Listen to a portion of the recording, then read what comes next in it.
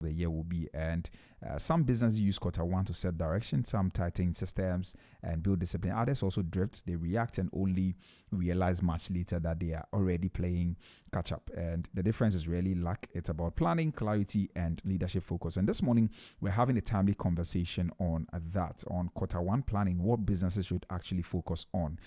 We'll be examining what successful businesses do differently in the first quarter, the common mistakes that creates pressure later in the year, and the mindset leaders need to adopt before quarter one actually runs out. And so that's what we'll be talking about this morning. And I'm joined now by Edmund Edem. Edmund Edem is an investment analyst, but he is well versed in this particular area as well that we're having the conversation on this morning. And he joins me over the phone lines for this conversation. Edem, good morning. You're welcome to the Business Breakfast on Z. Good morning. Good morning. It's a pleasure to be here. Thank you very much. All all right. Thank you very much for making time, and Happy New Year to you. Many happy returns. Many happy Mm, returns. Yes. all right. Okay, so let's get into our conversation this morning, Adam. And let's start on this note. Now, of course, we all know that quarter one is very, very important for businesses. Maybe if you can tell us exactly why it matters very, very much in terms of I mean, how the rest of the year will go. Essentially, what I'm asking is why does the first quarter, carry so much weight in determining how the rest of the business year actually unfolds? And I would like to also wish our listeners a happy new year once again. So when it comes to businesses, Q1 plays a very important role in outlining how the rest of the year would go. Because Q1 is actually the first, let's say, the first go at implementing strategies and plans that the business probably had made in the year prior. So let's say you're looking at the year 2026, for instance. So plans that the business had in the year 2025 at the end towards 2026. Q1 is the best avenue for them to try out those strategies and see how it plays out. It also allows for businesses to sit to the round table if they have to again. And also it gives them an idea of how their cash flow will go and also how to recover from the holidays. Most of the time, most businesses tend to go to sleep during the holiday period. So Kiran is more or less like revamping the business back to get back on its toes. And also, if you look at some public businesses we have in Ghana, even on the stock market, you realize that these businesses, their Q1 performances really gave a fair idea of how they performed at the end of the year. For example, if you are looking at a business like Fan Milk, MTN, SIC, Access Bank, you realize that their Q1 in 2025, they really outperformed their forecast of analysts Mm, and the forecast of analysts. And if you look at the end of Q4 2025, realize that they actually met or carried on with the same momentum and even ended up being part of the top five businesses to perform in Ghana last year, which was highly dependent on their Q1 performance. right. So, do you think that is Q1 more about setting the direction or about testing discipline? So I'll say Q1 actually is a combination of both. Mm, That's testing the discipline and also setting a direction because but I think a direction aspect comes in the Q4 2025. Because that's when I believe you have to go to the round table and find out what worked for you. mm, What do you think will work going into the year 2026? Because what goes into Q1 is that if you've been following closely, our economy seems to be stabilizing relatively well. Our inflation is currently at 6.3%, which is very good. So a business actually taking into consideration these factors will actually have the opportunity to find out if their strategies align or actually able to align with the economy of wherever they are. So it's more of a combination of direction and also discipline, if you mm. ask me. Right. So both of them. I see. Now, from your experience, what usually happens in businesses that actually drift through quarter one, without any clear intent? What happens to such businesses?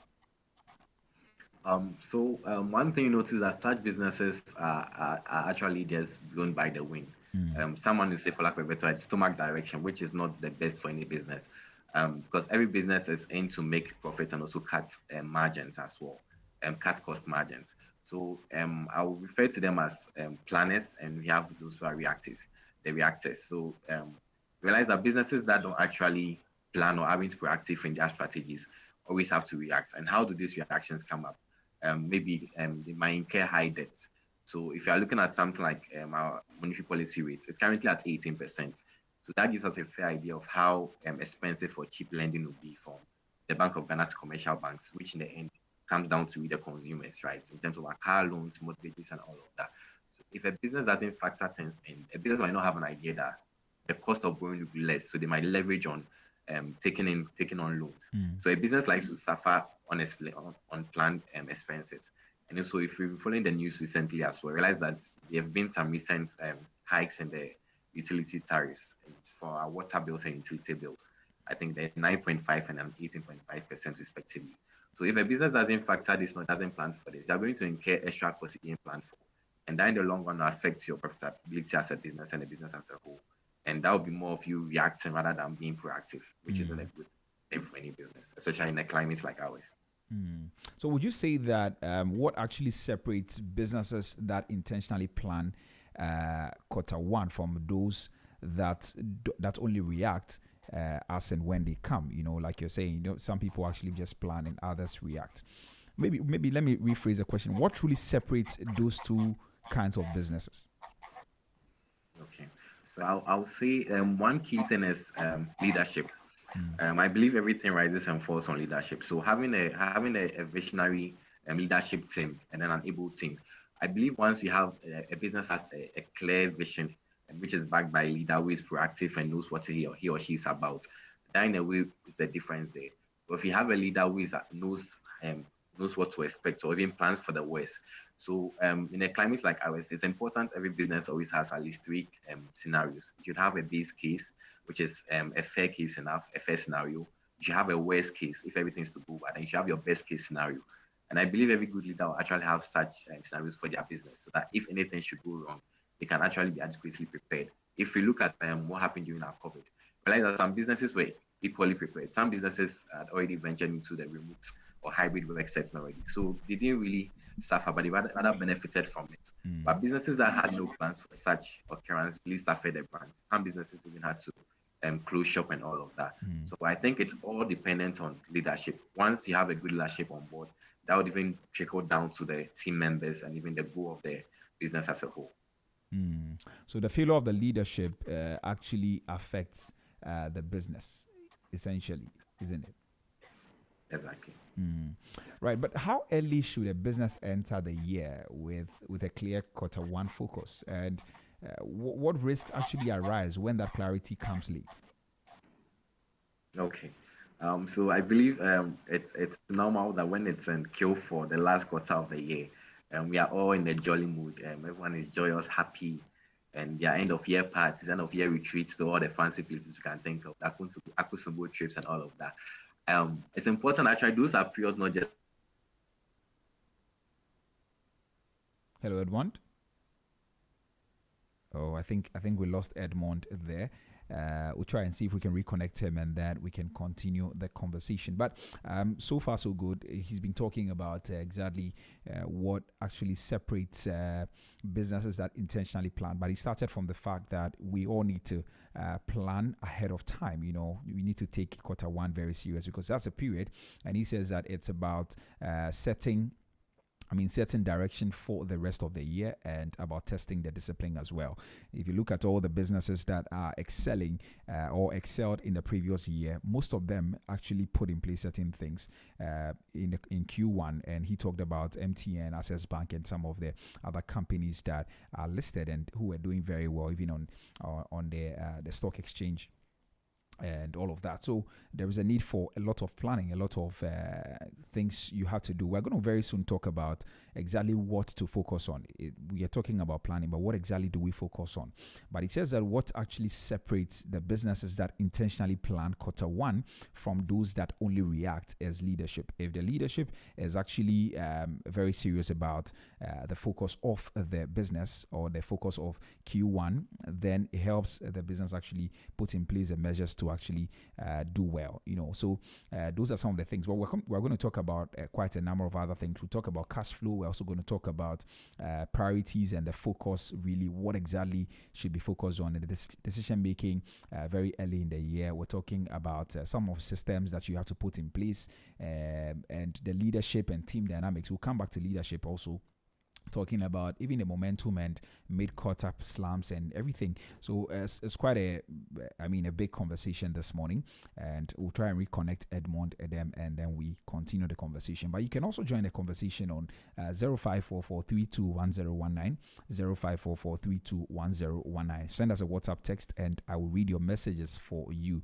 You can also call us on 0303956641, 0303956641. Keep your questions coming, and we'll give you the opportunity to join the conversation. Talk to us. We're streaming live on Facebook at ZFMGH and on YouTube at Z Multimedia. Please drop a comment there and I'll read them for you as well. I understand that I have Edmund back on the line, and so let's continue the conversation. Edmund. Yeah, come on. Sorry about that. Yeah, that's okay. Welcome back. Thank you. Okay. All right. So I think you were making a point. My question to you was, I was asking how early businesses should enter the year with a clear quarter one focus, and what risk actually arise when that clarity comes late. Okay, thank you.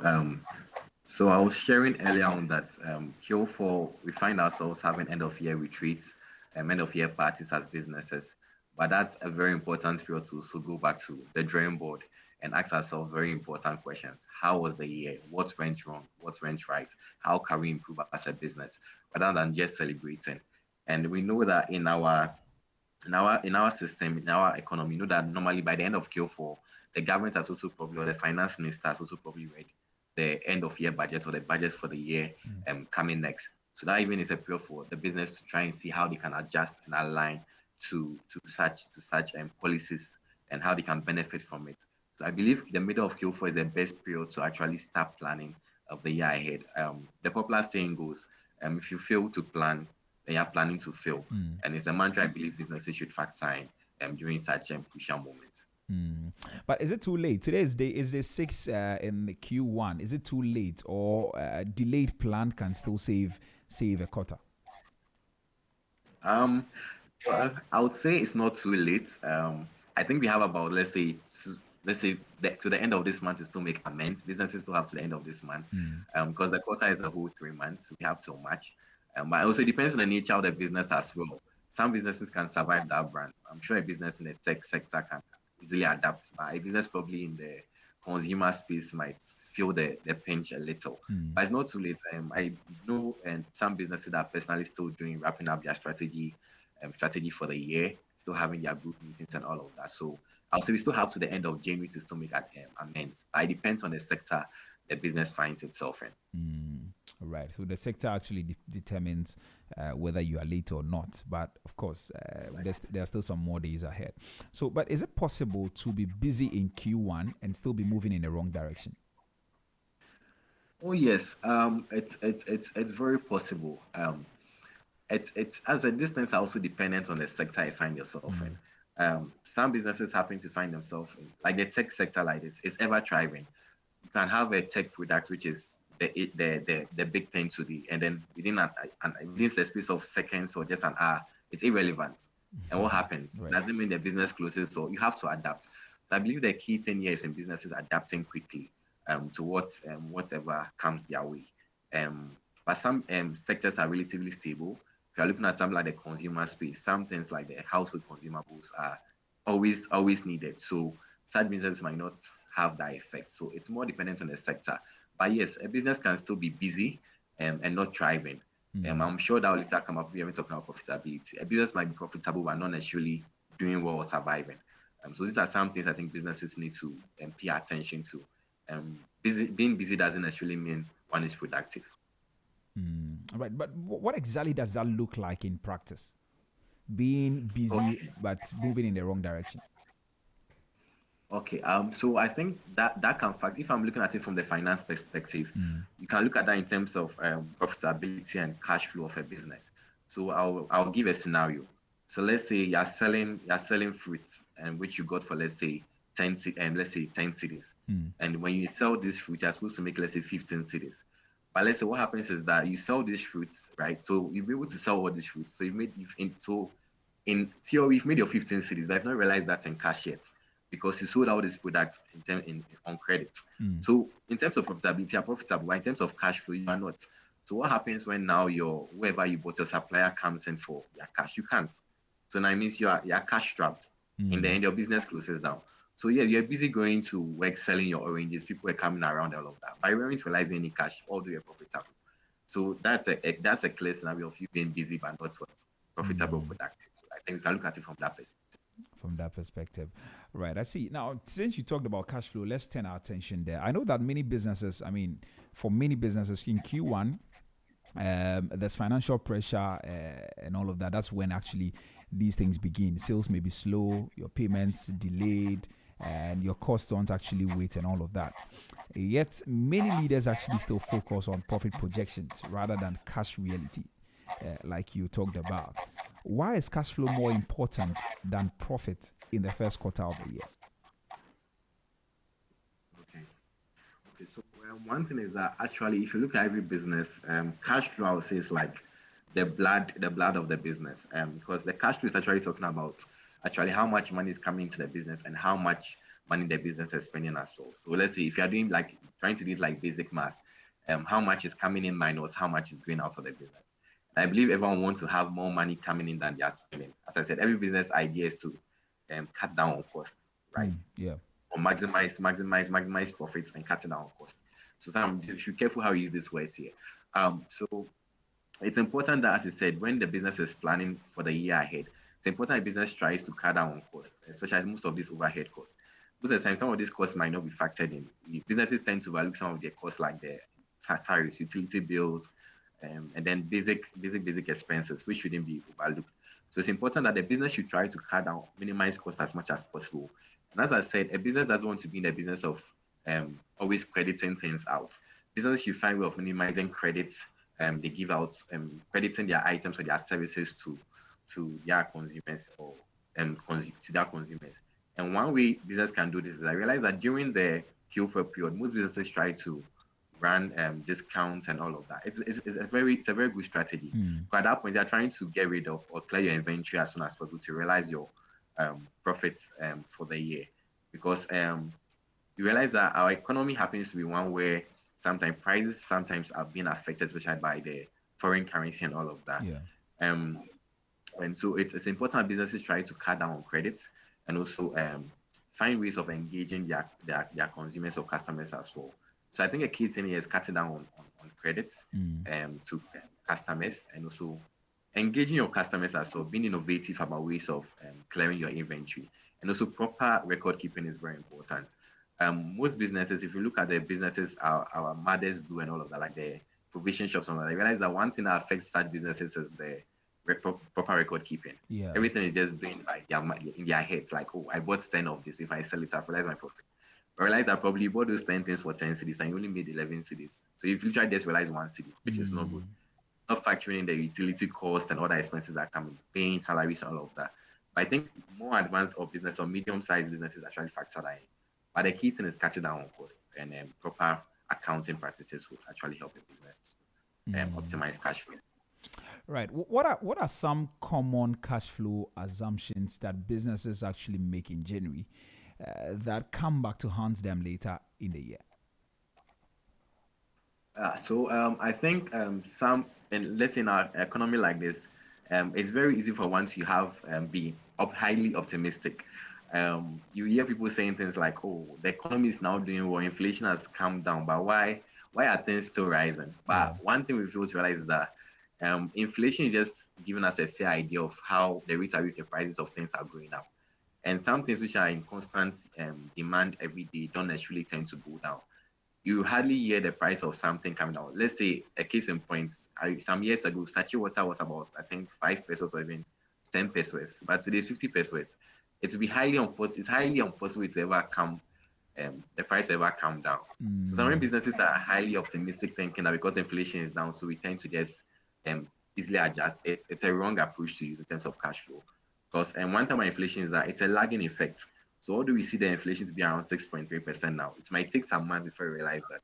And also other things factor into inflation. You have your the food component and non-food component. So you hear people saying that why is the price of food still not going down? But if you realize that things like our utility tariff in terms of water bills and all those things also factor into those things, which in the long run affect even transportation costs. So some businesses being highly optimistic can really affect their cash flow. I've come across some businesses where at the end of the year they pay out hefty bonuses to their staff. It's a good thing, 13th month. It's a very good thing. When they fail to factor in that probably we might not have the kind of sales we expect in Q1 and such expenses go out of the business. How do you recover those things in January? Realize that you find the business struggling in that period. And also, as I shared, business should also take advantage of the current risk. As I said, the NPR risk like this. If it's good, the business can also factor that in that, okay, it means cost of borrowing money will be more affordable in the next year to also inform decisions they are making. So I think being overly optimistic is a mistake some businesses do in terms of their cash flow assumptions. Right. And these assumptions are emotional. Do you think so? I Or are would they say strategic? for a well-structured business, it's not an emotional affair. But when you're looking at a business that probably doesn't have a proper structure, they tend to be emotional about it. Let's take an example. Let's say Q4, 2025. We all assume that yes, we have expatriates coming to the country and all of that. So someone assumes that if I buy, or let me use the COVID as an example. Everyone COVID came, and everyone had the mindset that face masks were the new cash cow. So I'm going to buy a full container of face masks to sell. But that's just an assumption. You haven't done a proper market survey, Yeah. market survey or market test to find out what really happens. So I think when businesses fail to perform market surveys, that's when they find themselves in such situations. So it's important that businesses employ all these strategies. At least you should have every business to have a SWOT analysis of itself, find out how it's doing, what are your competitors, what are the opportunities in the market space, what are your strengths, what are your weaknesses. All those things will allow you to make informed decisions on even the kind of products you, the kind of audience to even target and all of that. So I think making an emotional decision when it comes to business or money is the wrong thing anyone can do. I believe sometimes even as individuals, you make those mistakes. If you're expecting a bonus somewhere, so you start spending anyhow thinking that that bonus should come in. But sometimes we spend money we haven't even earned yet, which is a big mistake. And businesses equally fall into that trap as well if they make an emotional decision. So it's important that we follow the right structures. You have a good accounting structure, system in place, administrative process, and all of that. So avoid making emotional decisions. Right. You talk about SWOT analysis and all of these things. How often should businesses do those things? Okay. So for a well-structured business, I believe every well-structured business will probably have an upper leadership team or an upper management before you also have the mid-tier and the lower level. So I would say for the mid and tier and lower level of a business, in terms of the team, I believe they should have weekly reviews. Reviews are very important. They should never be underestimated.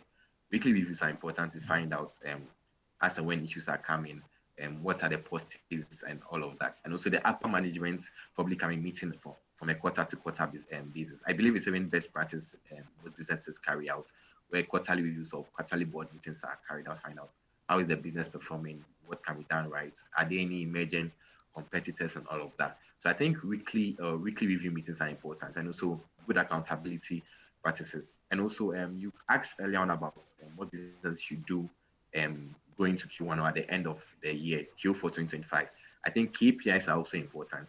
But sometimes I realize that businesses can have very powerful ideas, but when there are no KPIs to actually measure what is being done, the ideas are just in the air. It's like you have an idea. Let me use the orange example again. That you're selling oranges for 15 cities. You can buy the oranges, but you've not planned how to sell these oranges or how to market them out, or you've not even planned how to even keep track of the oranges you are selling. So it's a powerful idea, but if you don't have the right systems to measure what you are doing, ideas that are not measurable, it's actually you're just building castles in the air. So I think accountability practices and also keeping track of tax actually help, and keeping people also giving people action points as well.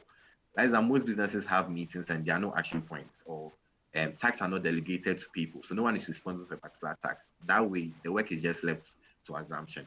So I think accountability and delegation, well, proper delegation of tax in businesses, both at every level, from the lower to the upper level of management, would help businesses realize the ideas. Right. Okay. Let's shift our attention to priorities and things to focus on around this time. Now, one of the biggest traps in quarter one is trying to fix everything at once. I know that that is one of the biggest problems a lot of businesses actually face. I mean, New Year energy usually can push leaders into overcommitting, stretching teams thin before the momentum even builds. How do successful leaders decide what truly deserves attention in quarter one and what must wait? Okay. So I believe every business has a vision and a mission. So every business will have its activities or services driving around its vision and mission. Mm. So it's important that it's important that businesses actually um, follow through on what they are doing. So as a priority is actually dependent on your sector as well, as I stated earlier on. So it's important that businesses actually reevaluate what they are trying to do. And one key thing you learn is that sometimes businesses try to swallow everything at a go, or try to achieve big goals or visions at a go. And that's not the way. I think businesses should focus on small wins, or as people say, one step at a time, or in other contexts, baby steps. So breaking the vision and mission of a business into smaller chunks, smaller measurable, attainable and realistic tasks, or chunks would help a business achieve its goals. So let's say you have a business and you're aiming for 10 million in revenue or in sales for a year. It won't be reasonable to try to achieve that in Q1. But what you can probably is that you should break this into smaller chunks. So you can give yourself a target of, let's say, 2.5 million every quarter. So by the end of the quarter, the end of the year, you should be able to achieve your 10 million. So I think businesses should aim for small wins, small quick wins, and it also has a psychological as well. You realize that probably have a savings target of, let's say, 10,000 cedis, and you tell yourself you do it in 1 month. That you give up on within this by the second week. But if you try to break this down into smaller chunks, let's say you're saving, let's say, 100 cedis every week or something, yeah, 100 every 2 weeks, you realize that it will be more attainable because it doesn't seem like a big effort. And I think we are wired that we don't see small things to really have. We really forsake compound effects, the compound effects of things. So I think when business focus on small wins, which alone will compound to a larger effect, it will really go a long way. So business should focus on the compounding effects of their goals rather than large chunks at one sitter. Mm. So I want to look at a typical business. Okay. Where do you think they should start from, or it differs from business to business?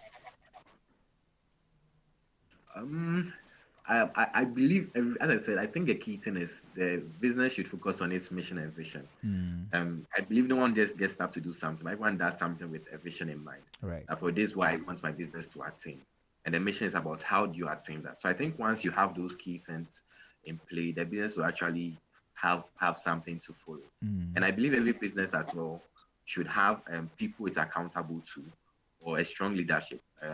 Because if you have if a business is well advised by the right people, to actually be in the right direction. So having the right people to steer the business and from time to time accountable, the business can be accountable to as well, would go a long way. And also keeping track of our market strengths and conditions. It's equally important because no business thrives in isolation. Every business also has a supply chain it follows. So I believe factoring all these things and actually see a business perform the way it wants to perform, right, to its expectations. Mm. Okay. I know that sometimes doing less is actually the way to go. I want you to tell us, why is doing less sometimes the smarter strategy, especially in the first quarter? Okay, so as we discussed earlier on, Q1 is also more of like a time to actually test out your strategy, how feasible your strategy is, and also find out how disciplined you are to your strategy. So I believe coming to 2026, everyone has had wonderful resolutions. One of the common resolutions is I'll hit the gym, right? Q1 is actually going to test if you're actually disciplined and resolute enough to hit the gym. Mm. And that will even find out if the strategies you put in place will actually help you attain that. And the same applies to businesses. And one thing one of my colleagues always tells me is that handling a business is literally like taking care of a human being. That's how a business like a whole human being on its own. It's like an organism. So if you realize that this is not working for it or this is actually detrimental, you adapt. So I believe business should take it one step at a time. As I said, it should be small, quick wins. Don't try to attain everything at a go. And one thing about business is also try to look at what your competitors are doing.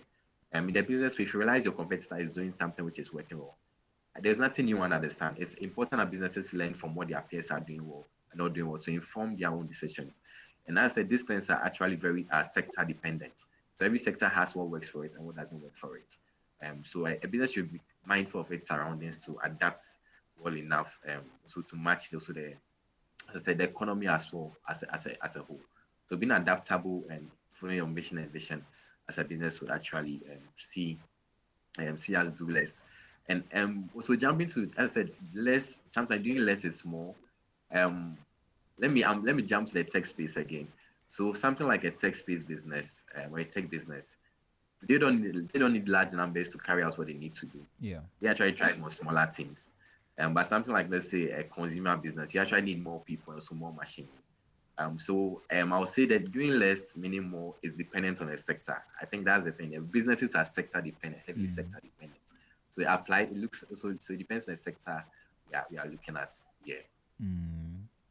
Right. A big part of all the things we're speaking about is decisions.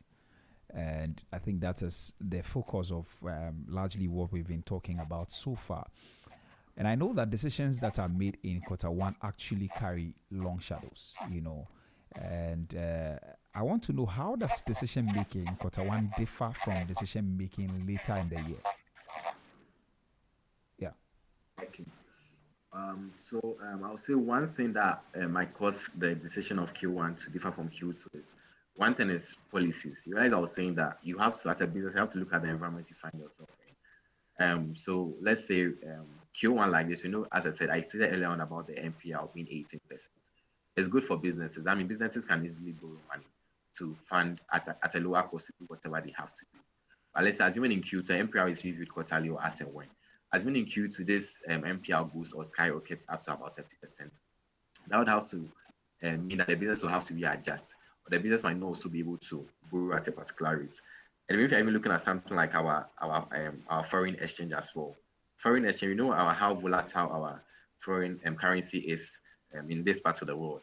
So you realize that what you might do in Q1 might not work for Q2, and it depends on the angle you are looking at. If you're looking at a business that is in the business of importation, a sudden change in the foreign exchange is going to greatly affect them. You get it? So earlier I realized I spoke about the fact that inflation doesn't always has a lagging effect.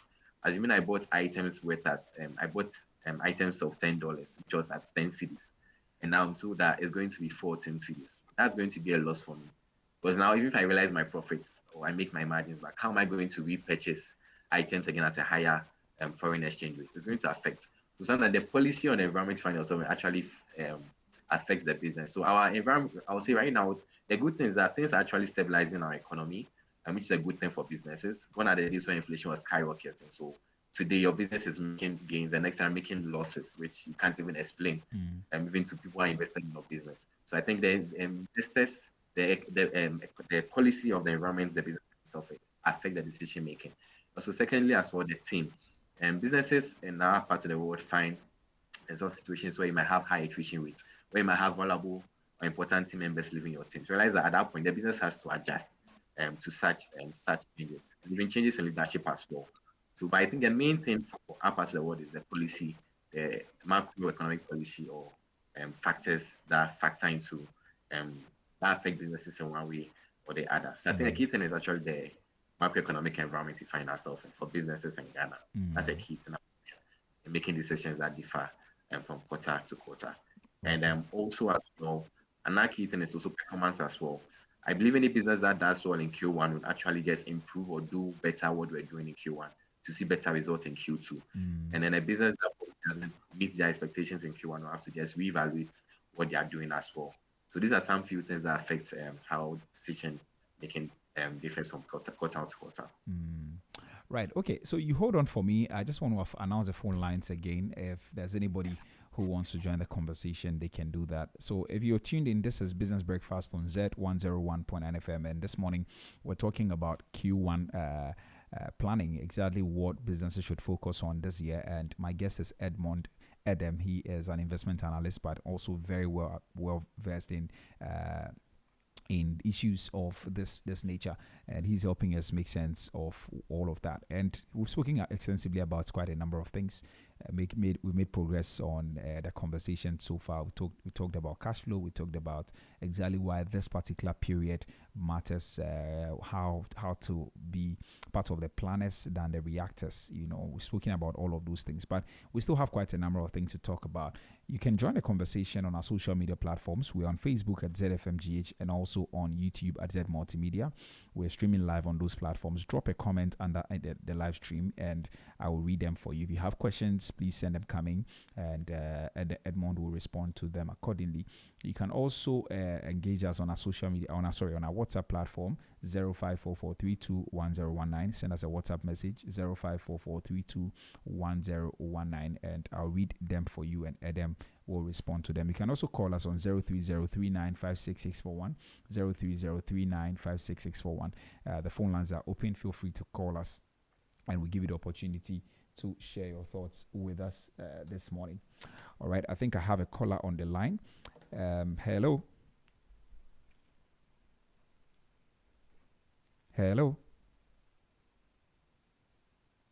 Okay. All right, I think I lost the person there.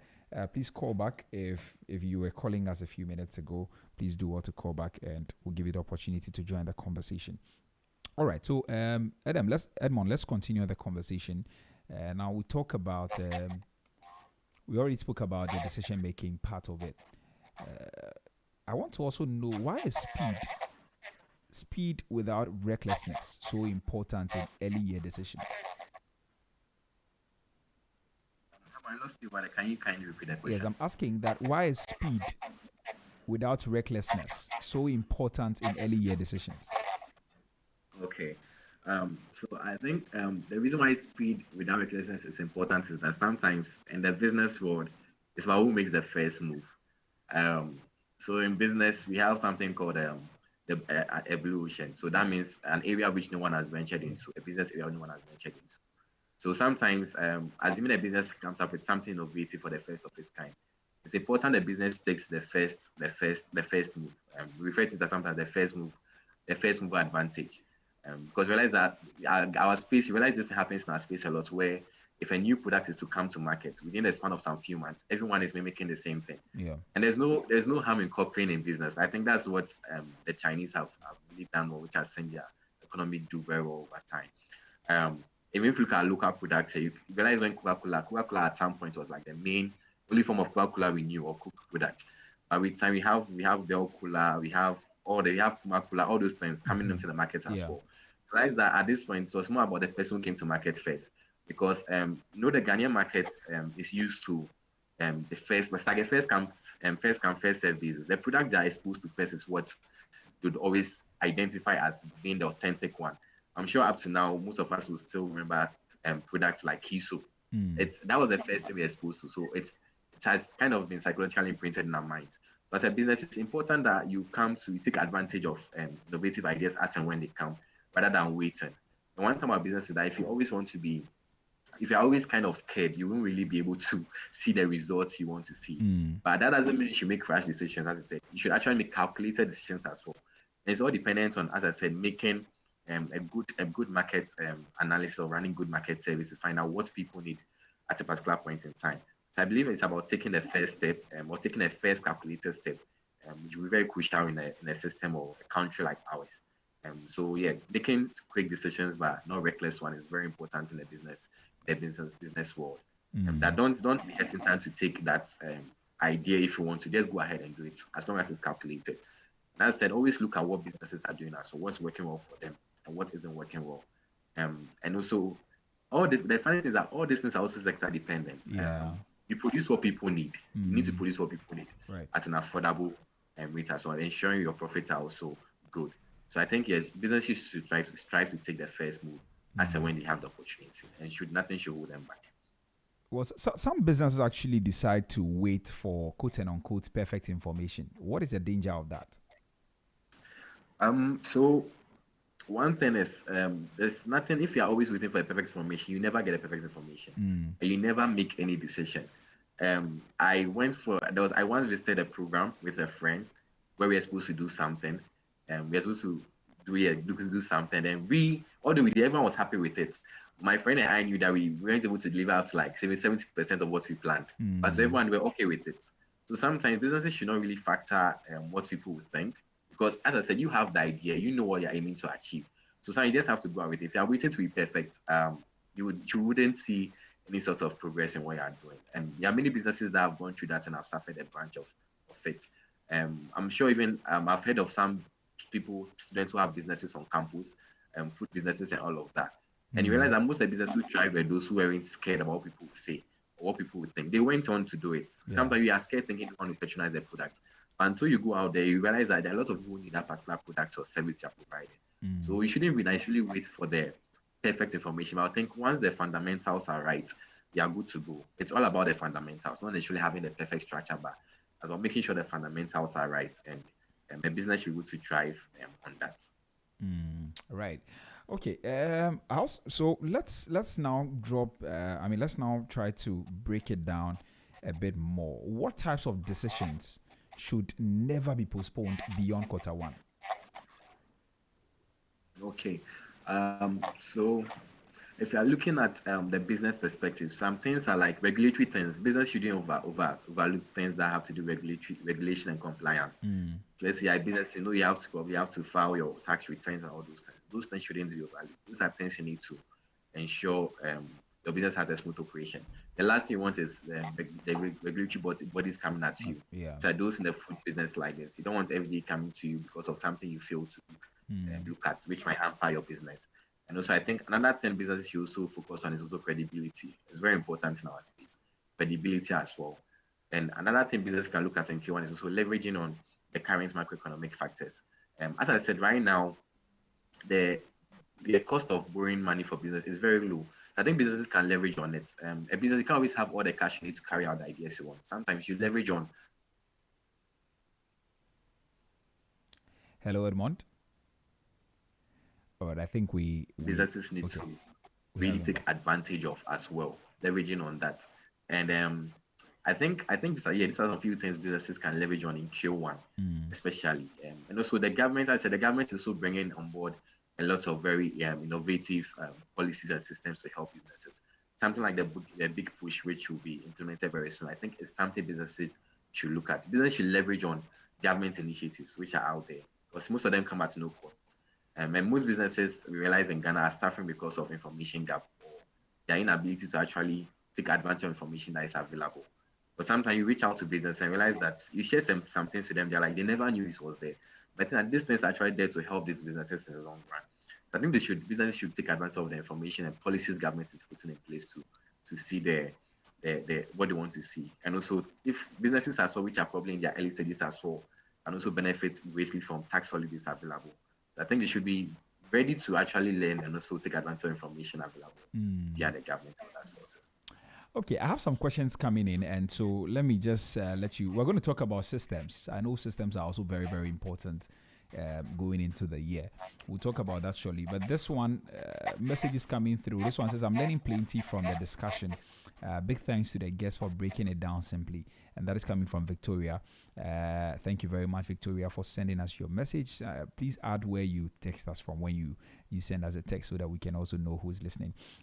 Also, this one says, January is usually slow for online sales. How can digital businesses plan Q1 so they don't panic when orders drop? And that's coming from Wisdom. Edmond, would you want to respond to that? Okay, sure.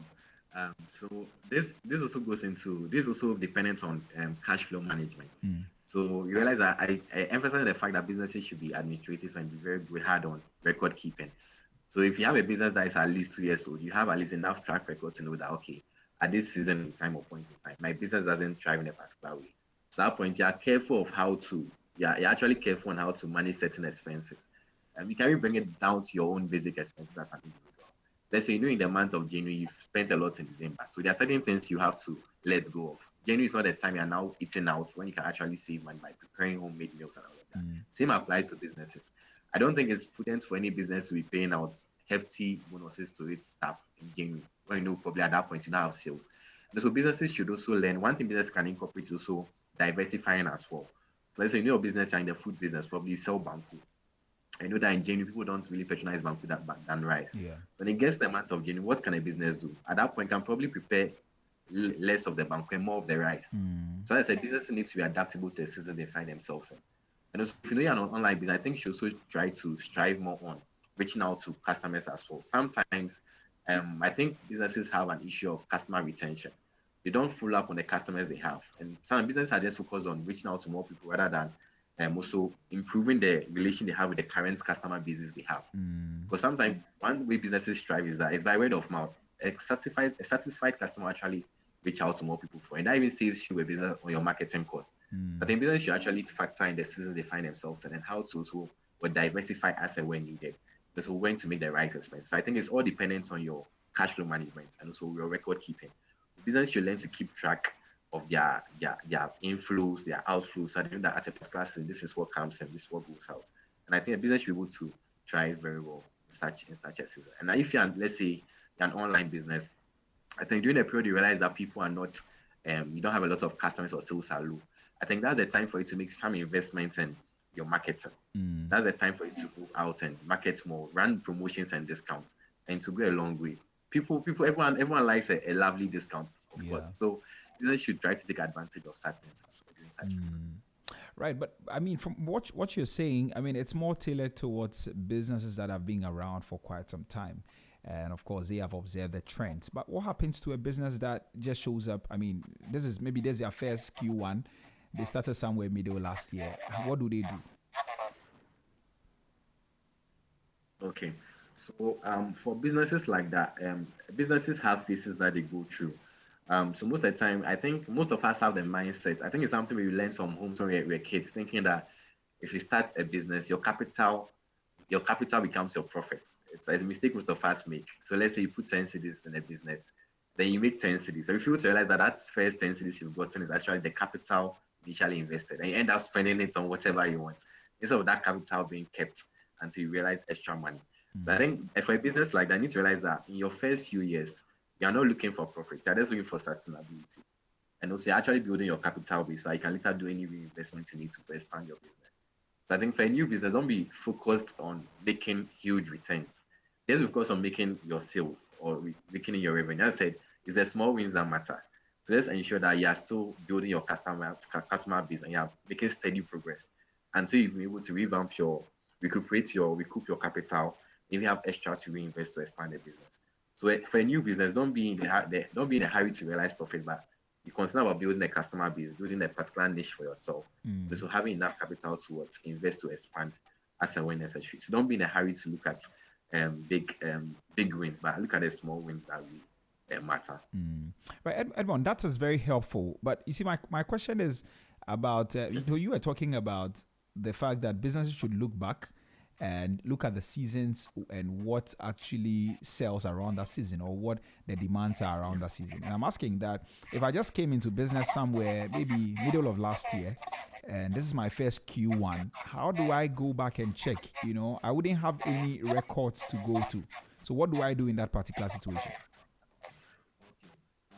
So in that scenario, what a business can do is that in business, every business has, let's say, peers. We refer to them as peers. That means a business that is running in the same industry as yours. So you can look at a business like that, unless you're a new business that doesn't have any peer comparable. Fine, but if you're a business, most businesses are actually, as I said, ideas that people have just become innovative about. So you can look at other businesses that are already in the system.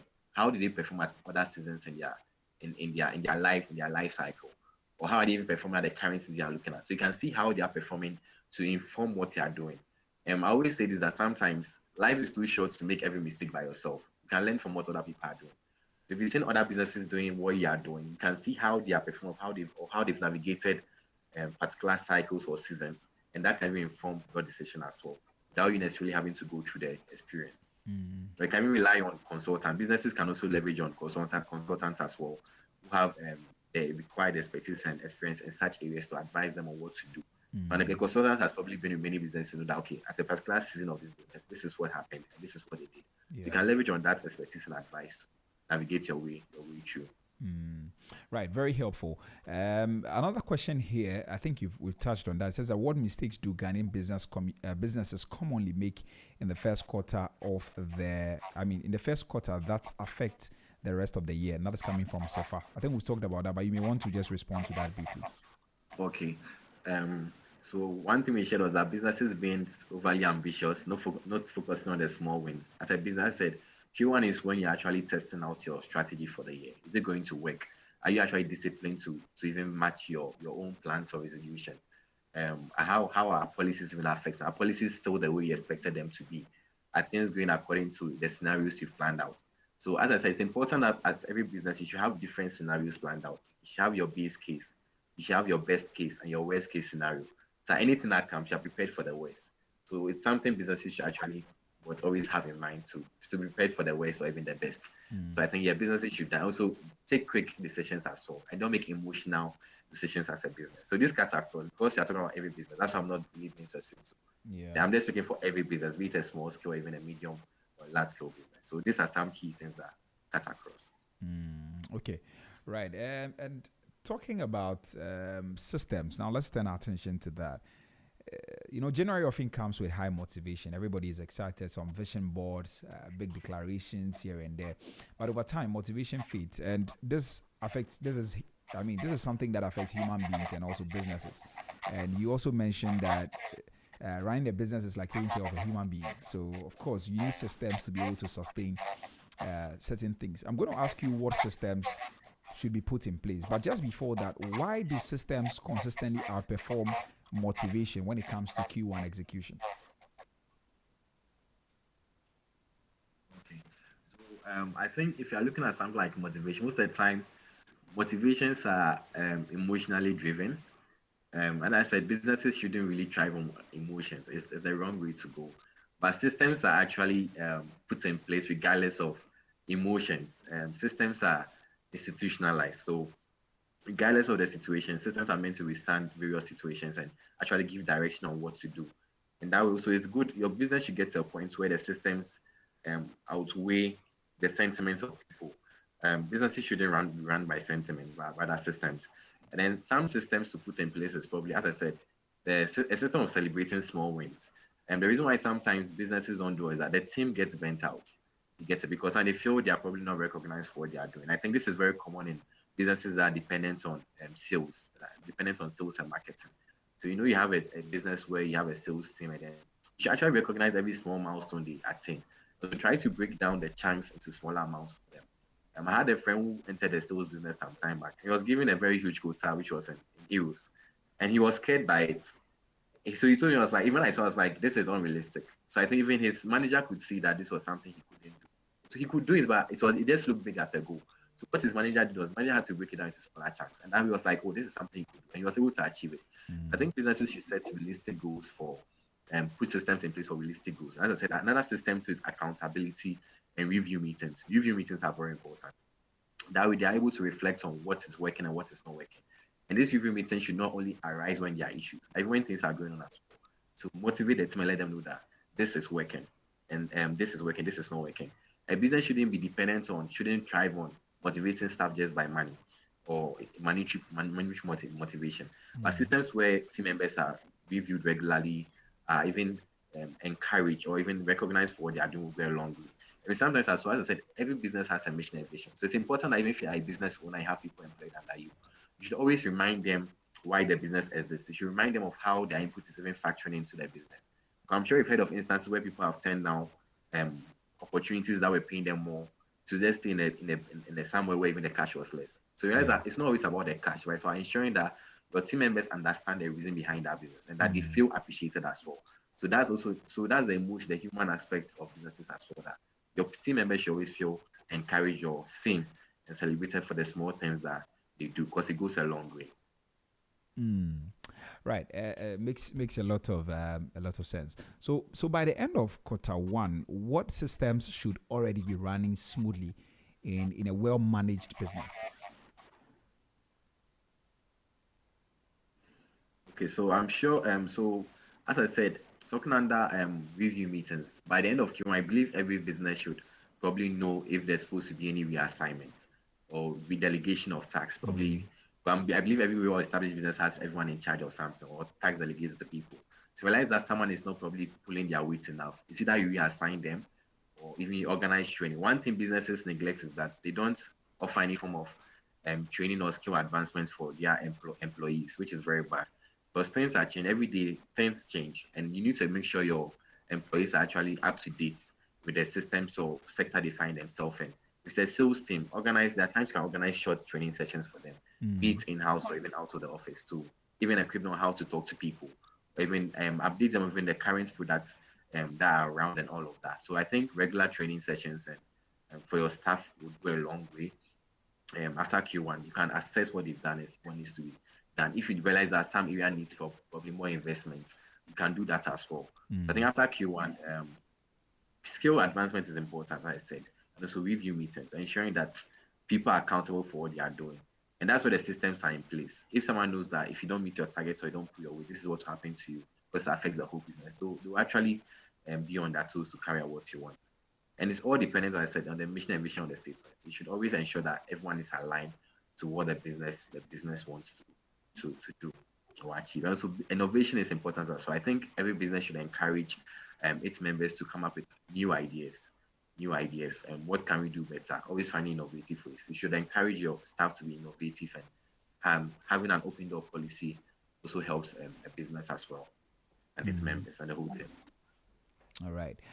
Um, we have some few things to touch on, and then we can go. Now, let's come back to leadership. You spoke about that earlier.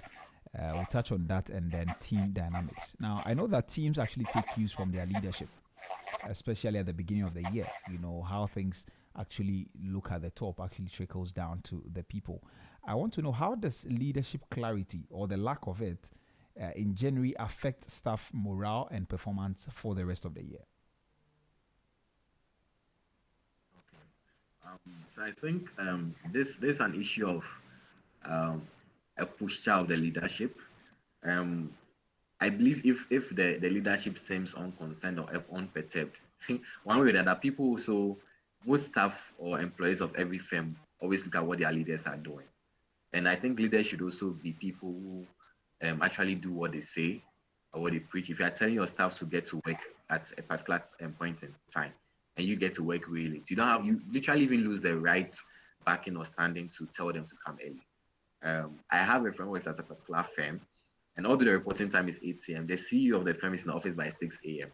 So if you see your CEO always being in the office at 6 a.m., what's your excuse? I mean, that even encourages you to let him know, okay, although he has a more relaxed role, even doesn't have much demands as you, depending on your role, he's putting in the effort. So that has a bit of affecting what your the employees see. And as I said as well, leaders should also be people who keep their word as well. There are instances where some employees feel their leaders are always just sweet talking them. So you should actually implement the things you say. You should implement the things you say. The things you want to see your employees doing, you should equally do them as well. You should equally do them. I think also leaders also must also learn to be assertive. Sometimes businesses will have to make certain tough decisions, and these decisions are based on how assertive the business owners or the business owners are. Sometimes assertiveness is needed. As the businesses should be run on sentiment. So I think leaders should also try to sometimes have to tighten controls. As I said, this increase in tariffs as well would affect the cost of business in one way or the other, which might pinch the employees one day. And I think business leaders have to be assertive in that way. So I think leaders mainly have to be assertive in what they are doing. They should do what they are preaching, and they should really do what they want to see their employees doing. And always feel you should always also recognize what the little things their employees are doing as well.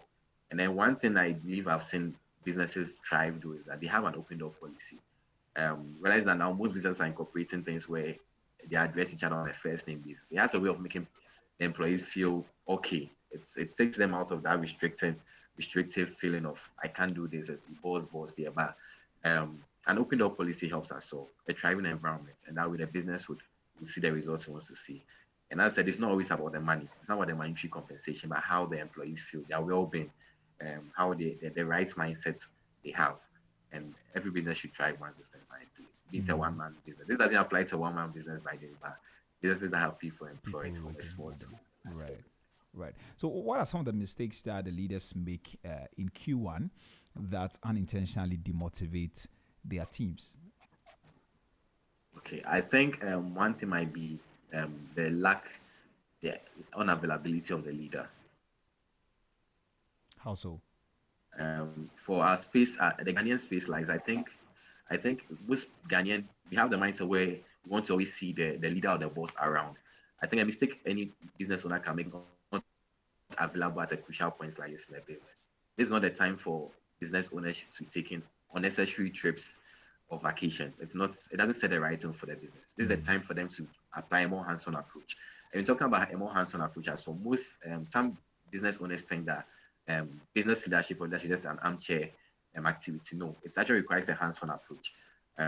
That's something we call private equity, where people come into invest in the business, but the investors are actually involved in the business. You see them taking part in the decisions. I think that's an approach most business leaders should really incorporate, and you'll see the results they want to see. But if you want to do an armchair leadership, trust me, the business will not see the results. Mm. And if you even follow close, you realize that most businesses that were Ghanaian are Ghanaian owned, and that employed this approach where they were just leaving everything for their subordinates. They didn't try. Realize that you hardly find most Ghanaian businesses that are above 50 years if you research. Yeah. And you see some of this were as a result of this trend. So I think business owners should also have a good succession plan in place. That's why most businesses don't try, but they don't have good succession plans. So if you look at some of these family-owned businesses, you realize that once the leaders or the founders of the business are no more or aren't involved anymore, the businesses crumble because there wasn't a proper succession plan or continuity put in place, which also boils down to having proper systems and structures in place for a business. So I think these are some things at the start of the year or Q1 business should factor in that. The leader needs to be available. He needs to employ a hands-on approach, and then it will trickle down to the employees, obviously. So these are Mm. some things I think they should really factor in Q1 as well. Right. Okay. Let me announce the phone lines again, just in case anybody is listening and they want to drop a comment. If you just tuned in, this is Business Breakfast on Z101.9 FM with me, Nitrebi Hammond. And this morning we're talking about Q1 planning, what exactly to focus on as a business in this particular time. We touched on a lot of things. I mean, talking about leadership, we've talked about having a focus and a host of other things. But if you just tuned in, we're trying to wrap up now, but you can still join the conversation. Send us a WhatsApp on 0544321019, 0544321019. You can also call us on that same number or call us on 030395661, 030395661, and then we'll give you the opportunity to share your thoughts with us. But you can ask your questions as well. Drop a comment under our live stream. We are on Facebook at ZFMGH and also on YouTube at Z Multimedia. We're streaming live. Drop a comment there and I'll read them for you. My guest this morning is Edmund Edem, and he's an investment analyst but well versed in business management, and he's helping us have this conversation this morning. Edmond, let's continue. I want us to look at the momentum and mid-quarter slumps. Now, oftentimes, January excitement is powerful, but it's often short-lived. By February and March, reality sets in and many businesses actually lose steam. Why do some businesses lose momentum once January enthusiasm actually fades? I think one thing is people being businesses being over ambitious. We all have this excitement comes in the new year that if you enter the new year automatically everything just gets better. So businesses become very optimistic and set unrealistic targets for themselves. So once they're unable to meet these targets, it's like they already feel defeated in their minds already.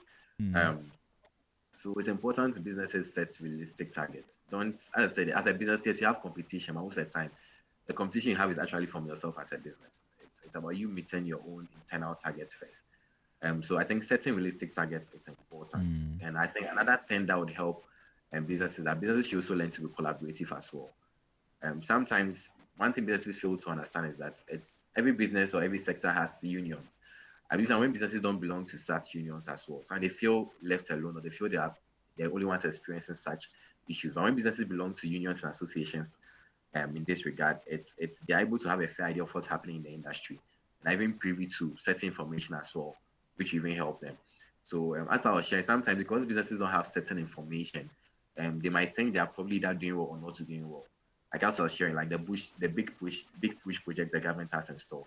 A business that doesn't have an idea of this things might think that probably things are probably not so good for the business. But if a Mm. business belongs to probably a good union or association, and within its sector, such information is made available to them, and even the right support is also available. So most businesses also kind of crash out in the Q1 because they don't have the right support system Yeah. um, around them, with access to resource in terms of information, even funding, and all of that, even access to human resource as well. So I think belonging to the right unions would help. Also, setting realistic targets. It's the way to go for every business. And I always Mm. strive on what is the small things, the small wins. Don't be looking for a big win as well, but the small wins that you make, compounding effects. Business should look at the compounding effects of their actions in the long run, and that we don't feel bent out for any reason. So when you talk about realistic targets, is it realistic targets for the year or for the month or for the quarter? Okay. So when you look at businesses organizations, right? Normally we have short term and then long term plan Mm. goals or targets. So I'll say every business should probably have at least a 5 year. I have at least a 10-year plan, right? Mm. Then you can break it down to, let's say, a 3 to a 5 year plan. Then you Okay. can also have a yearly plan. Then you can have a quarterly plan. Then you have a monthly plan. So Mm. realize that everything in the end fits into a 10-year plan. Realize that, as I said, it's all compounds to your 10-year plan. So you can have it for your business. You have a monthly target. Like, this is what we hope to achieve within this month. Then the compounding of those 3 months will feed into what you have within that quarter. Yeah. Then probably 2 quarters should give what you have to plan within the half year. And then both your half year should give what your plan for the full year. And your full year compounding for like 3 years gives you your 3 year plan or your 5 year plan. Then which fits into your 10-year plan. So I think you should have your plans what in small measurable like chunks. Don't look at something big. The small things that feed into your large Mm. plans. So I think businesses breaking this target into small goals, which are tangible enough for them to follow, actually put them in the right direction. And people will not feel burnt out as well. So you can see the progress they are making as a business. All right. Our time is up. But if a business owner is listening to us right now and they feel like maybe they are behind schedule, I know you've spoken about the fact that it's not too late and all of that, or things are not going as planned, what should they do immediately? Okay. So depending on the kind of business, I'll say one thing you should do is go back to the drawing board, and it shouldn't be just one person. I believe always there's always wisdom always prevails when it's a group of people, and able people as well, of course. So I think go back together with your team. As I said, it's not too late. If you have to do a retreat, even like for 2 or 3 days somewhere, it helps to do it out of the office as well. Sometimes because you're always seeing in the office, our mind become used to the space. Mm. Find an out of space, yeah, out of space place to use in the office with your team. Go back, let everyone bring on board their ideas. So let them also mention things they think are going and things that are not going well. I think most of the time, most leaders or business owners have not gotten to the place to take constructive criticism. They only want to hear good things. I think it's important that you should also take the bad things as well. Take a constructive criticism, then find out ways you can improve it. So try to also research into the available opportunities that are available for that are in place for businesses from the government and private. There are lots of private funding opportunities from DFIs in the countries like Germany, the Netherlands, and all of that. Businesses should take advantage of that. There are lots, in businesses that are even in that great space like this, there are lots of grants available, and most of Mm. these grants don't even need much from a business. Probably all they need from your business is just your certificate, some financial records, the number of staff you employ, and you're good to go. Mm. These opportunities are there businesses can leverage on. So no business should feel discouraged right now. Take advantage of the opportunities available in Ghana. I think there are lots of avenues available to make businesses survive in Ghana. But it's about who you speak to and the avenues you look at. And if any business has any problem with that, I think they should also take advantage of using consultants advantage. And you'll see the turnaround you have to. Then one thing a business should look at is, well, sometimes to see the results you want, you need to make some sort of investment. Investment might be in a term of money, time, or even employing extra people. It helps. I think one thing that also causes some businesses not to struggle is that some you are looking to get the big ranks in your organization. I think business can take advantage of having that students are ready to learn in particular areas. You can have them come on board, train them as well. Later, they'll even give back to the organization by becoming full-time employees. So I think we should leverage on all these opportunities available. It's not always about the money, but leveraging on the resources and the social network we have as individuals and businesses. And I think 2026 will be a good year. And as the macroeconomic factors are looking, things are really good. Our GDP is now at 4.9%. We're expecting some IMF funding very soon. Inflation is down 6.3. NPR is at 18%. This has indicators that the economy is actually thriving. And also one thing, like, so our GDP being at such a rate means that it's assumed that it means there'll be more cash, more jobs, more money, and all of that. And then there's more money in the system. It means our discretionary spending also increases as well. So I think business should take advantage of the macroeconomic space Ghana finds itself in right now, and then they'll thrive. Right. Edmund, thank you very much for your time this morning. I'm really grateful that you joined me. I think it's been a very great conversation. I'm really grateful. Thank you. All right. Please do enjoy the rest of your day. Hopefully we get to speak again soon. All right. Okay, so that was Edmund Edem. He's an investment analyst, but very well versed when it comes to issues around business management and all of that. And he's helped us speak extensively about quarter one planning.